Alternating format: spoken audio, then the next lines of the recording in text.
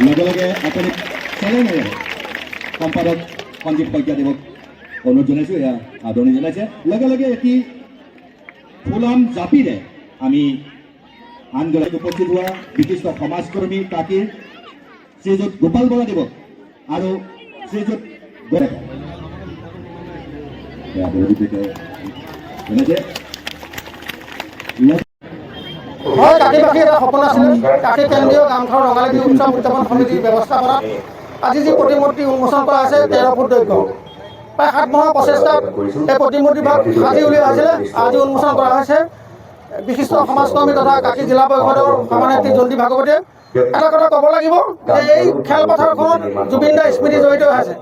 দুবাৰকৈ তেওঁ গীত পৰিৱেশন কৰি সমগ্ৰ হোজাইবাসী সমগ্ৰ কাকীবাসী মোহাচন্ন কৰি গৈছিলে।